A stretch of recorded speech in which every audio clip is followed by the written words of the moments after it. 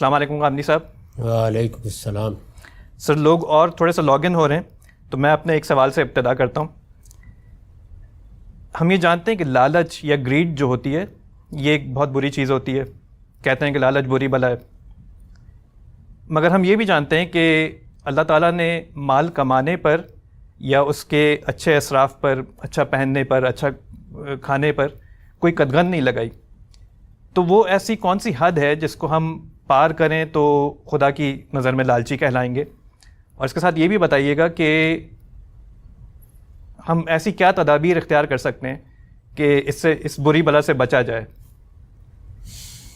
انسان کے اندر جو چیزیں اللہ تعالیٰ نے بدیعت کی ہیں ان میں ہر چیز کو آگے بڑھ کر زیادہ پانے کا داعیہ رکھا ہے۔ یہ زیادہ پانا اسی کو استکثار سے قرآن میں تعبیر کیا گیا ہے۔ زیادہ پانے کی جد و جہد انسان مال کے معاملے میں بھی کرتا ہے، علم کے معاملے میں بھی کرتا ہے۔ اگر اس کے اندر ایک حوصلہ مند شخصیت ہو تو بعض اوقات اقتدار کو پانے کے لیے بھی کرتا ہے۔ تو یہ چیز اپنی ذات میں کوئی قابل مذمت چیز نہیں ہے۔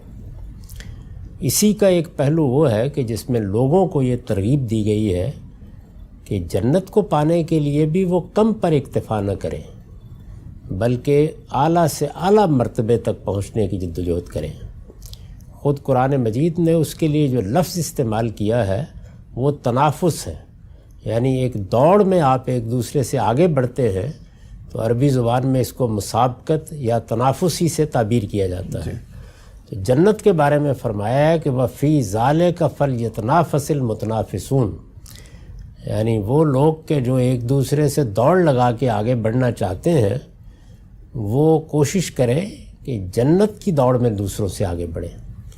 تو اس کا مطلب یہ ہوا کہ زیادہ پانا، اس کے لیے جد و جہد کرنا، یہ اپنی ذات میں کوئی بری چیز نہیں ہے۔ یہ چیز بری کب بنتی ہے؟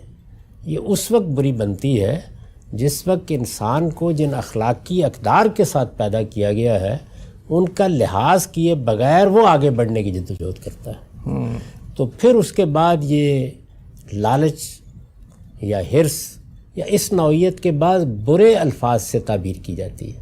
گویا ایک ہی چیز ہے، جب وہ صحیح حدود میں ہوتی ہے تو اس کو اللہ تعالیٰ پسند بھی کرتے ہیں، اس پر تحسین بھی کرتے ہیں، بلکہ اس کی ترغیب دیتے ہیں۔ اور وہی چیز جو اخلاقی تقاضوں کے خلاف ہو جاتی ہے، کیونکہ انسان کو اخلاقی تقاضوں کا شعور دیا گیا ہے، اس میں ایک بڑا تقاضا یہ بھی ہے کہ انسان آگے بڑھنے کی جد و جہد کا ہدف اس دنیا میں جنت کو بنائے۔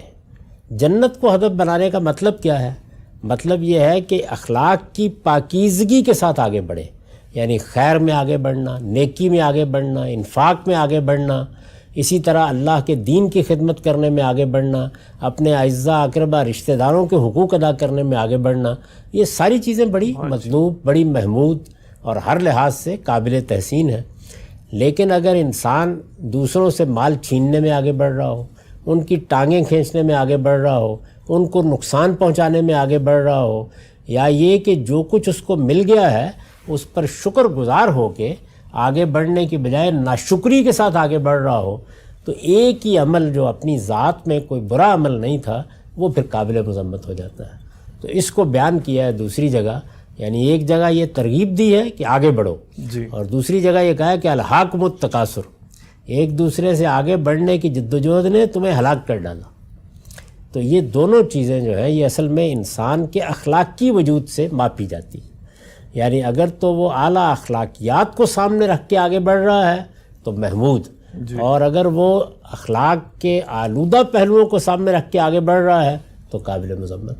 تو بس اسی اصول پر اس کو دیکھنا چاہیے۔ تو مطلب اپنے حدود کو پہچاننا جو ہے یہ سب سے بڑی یعنی اخلاقی حدود، کیونکہ انسان کا جو حسن ہے وہ اصل میں اس کے اخلاقی وجود میں ہے۔ انسان کی سیرت اور کردار بنتا ہی اعلیٰ اخلاق سے ہے۔ تو اعلیٰ اخلاق اگر پیش نظر ہے تو ہر چیز جس میں آپ آگے بڑھ رہے ہیں وہ اصل میں اللہ کا فضل تلاش کرنا ہے، وہ خیر کو تلاش کرنا ہے، اس کی قرآن نے ترغیب دی ہے۔